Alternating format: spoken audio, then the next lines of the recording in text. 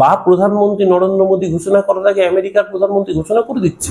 কোন ভারতবর্ষে বাস করছি? বিকশিত ভারত। এই বিকশিত ভারত চোখ তুলে ইন্দিরা গান্ধী বলে দিয়েছিলেন ভারত আমেরিকাকে বন্ধু মনে করে, তার বস মনে করে। কোথায় 56 ইঞ্চি? কুকুরের লেজ কোনোদিনও সোজা হয় না। মানে ভারতবর্ষকে হুমকি দিচ্ছে আমেরিকার, ভারতবর্ষের 56 ইঞ্চি আমরা মেনে নিচ্ছি। আমেরিকার প্রেসিডেন্ট সে ঠিক করে দেবে ভারতবর্ষের ভাগ্য নিয়ন্ত্রককে।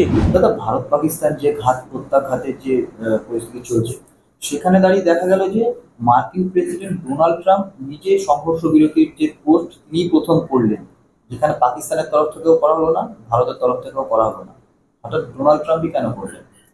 না, এই প্রশ্নটা গোটা 140 কোটি ভারতবাসী, যে ভারতবর্ষের বিদেশ নীতি সেই সিদ্ধান্ত তো ভারতবর্ষের নয়াদিল্লিতে বসে হওয়ার কথা, সেটা তো আমেরিকার হোয়াইট হাউসে বসে হওয়ার কথা নয়।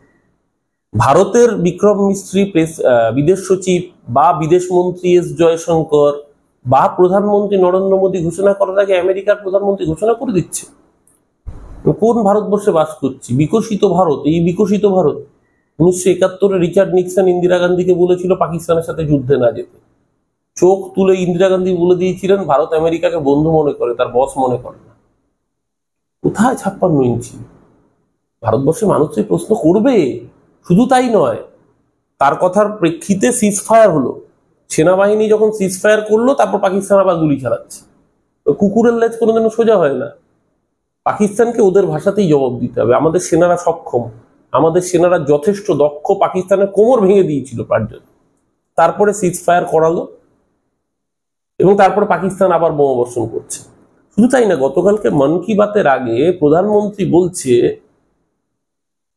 কথা, তার আগে ডোনাল্ড ট্রাম্প তিনি বলছেন, ভিডিও সবাই দেখেছেন আপনারা, যে যুদ্ধ বন্ধ করো নইলে ব্যবসা বন্ধ করে দেবো। মানে ভারতবর্ষকে হুমকি দিচ্ছে আমেরিকার, ভারতবর্ষের 56 ইঞ্চি আমরা মেনে নিচ্ছি। এই জিনিস ভারতবর্ষের মানুষ সহ্য করবে?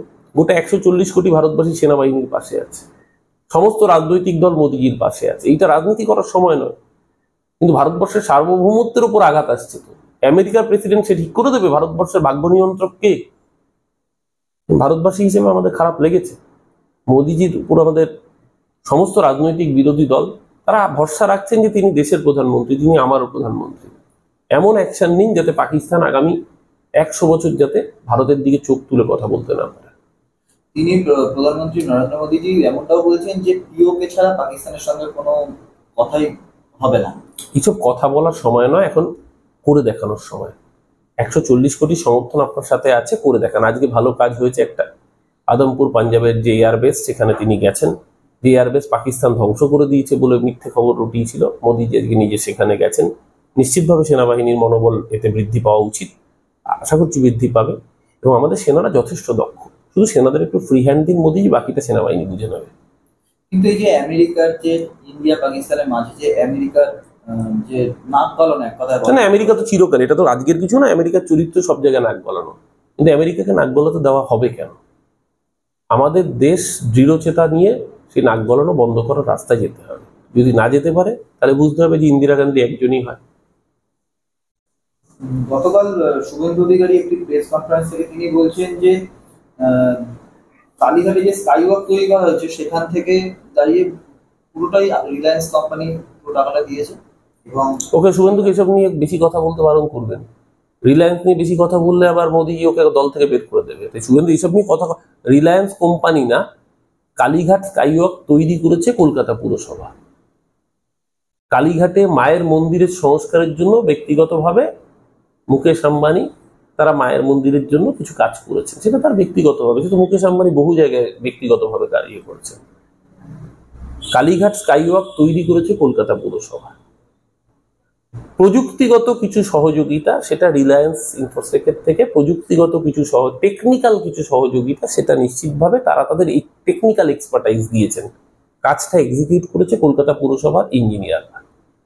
পুরো কাজটার 90%, 95% কলকাতা পুরসভার ইয়েরা করেছে, আধিকারিকরা করেছে। কিছু, যেহেতু এই ধরনের প্রজেক্ট ভারতবর্ষের বুকেই খুব হয়নি এর আগে, টেকনিক্যাল এক্সপার্টাইজের জায়গা থেকে রিলায়েন্স ইন্ডাস্ট্রি, রিলায়েন্স যারা এই কাজগুলো করেন আর কি, তাদের টেকনিক্যাল এক্সপার্টাইজ মানে আপনি এক্সপার্ট ওপিনিয়ন নেওয়া, সেক্ষেত্রে মিটিং হয়েছে।